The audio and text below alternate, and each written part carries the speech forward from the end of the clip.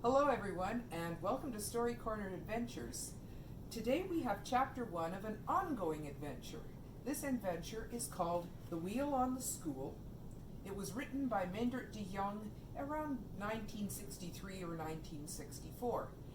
And for the first chapter you are going to be hearing some introduction. You'll hear something about the characters and the setting. Do you remember what we mean when we're talking about the setting? That's right, it is where and when the story takes place. So listen carefully for the setting, and you will be hearing about 7 main characters that we're going to get to know a lot of during the course of the story. So here we go. Chapter 1. Do you know about storks? To start with, there was Shora. Shora was a fishing village in Holland. It lay on the shore of the North Sea in Friesland, tight against the dike. Maybe that's why it was called Shora. It had some houses and a church and a tower.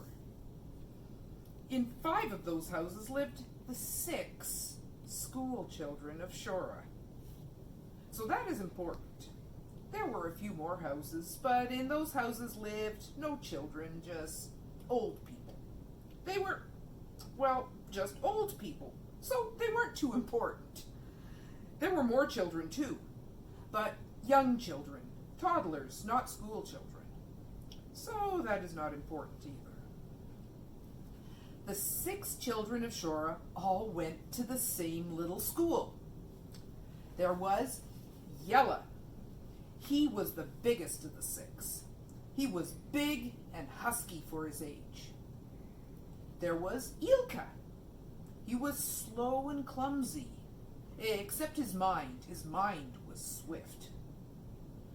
There was Auka, and right here at the beginning, there is nothing much to say about Auka. He was just a nice everyday boy. You could have fun with him. There were Pier and Dirk. They were brothers. Pier and Dirk looked about as much alike as second cousins. But Pier liked what Dirk liked, and Dirk did what Pier did. They liked to be together. They were twins. Then there was Lena. She was the only girl in the little Shora school. One girl with 5 boys. Of course, there was also a teacher, a man teacher.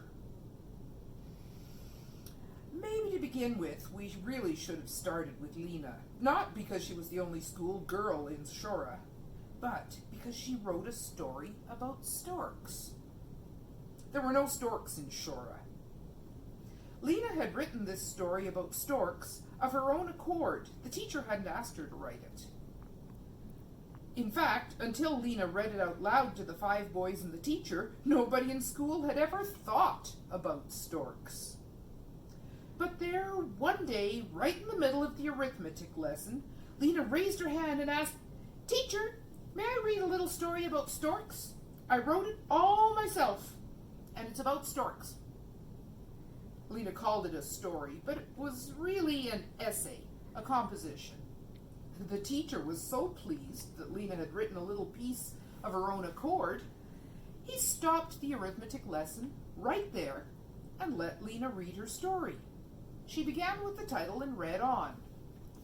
Do you know about storks? Do you know about storks? Storks on your roof bring all kinds of good luck. I know this about storks.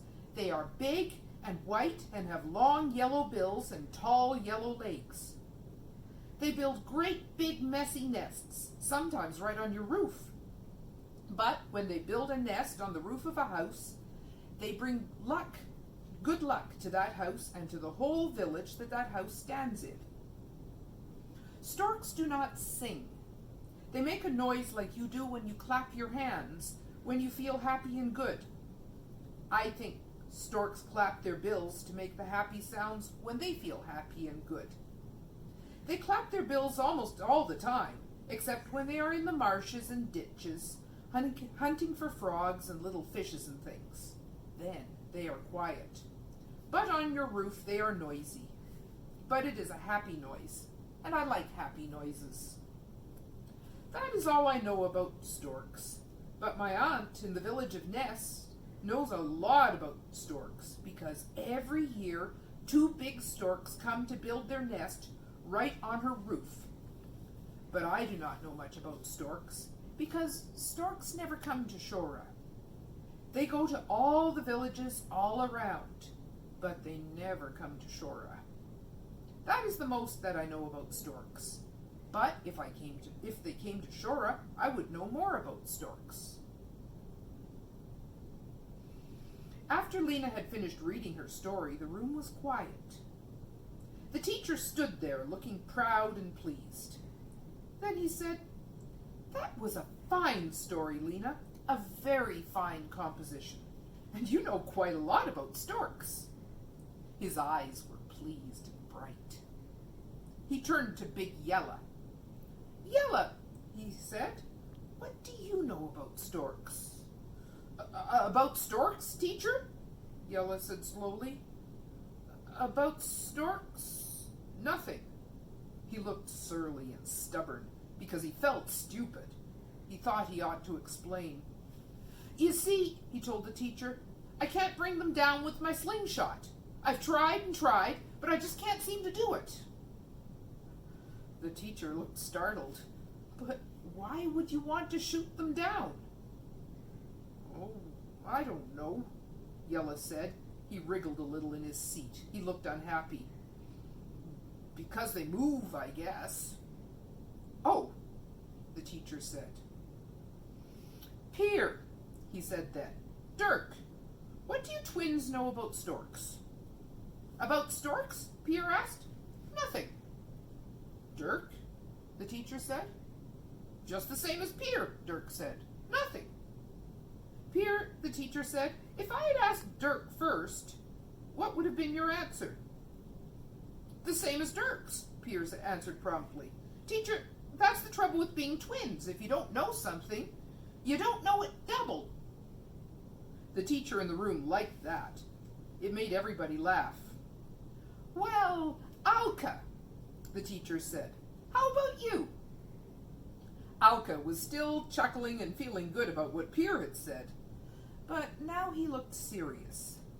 "All I know is that if storks make happy noises with their bills, like Lena said in her story, then I would like storks too." The teacher looked around and said, "Well, Ilka, there in the corner. That leaves only you." Ilka thought a while. "I'm like Lena, teacher. I know little about storks. But if storks would come to Shora, I think I would learn a lot about storks." "Yes, that is true," the teacher said. "But now, what do you think would happen if we all began to think a lot about storks? School's almost out for today, but if from now until tomorrow morning when you come back to school, you thought and thought about storks, do you think things would begin to happen?" They all sat still and thought that over. Ilka raised his hand. "But I'm afraid I can't think much about storks when I don't know much about storks. I'd be through in a minute." Everybody laughed, but the teacher's eyes weren't pleased. True, he said. "That's right, Ilka. We can't think much when we don't know much. But we can wonder. From now until tomorrow morning, when you come to school again, will you do that? Will you wonder why and wonder why? Will you wonder why storks don't come to Shora to build their nests on the roofs, the way they do in all the villages around?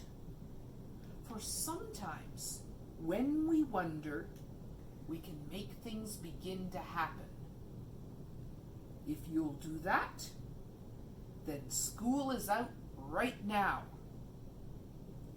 That's the end of chapter 1. When we tune into chapter 2, we'll find out what the students do with their free afternoon of wondering why.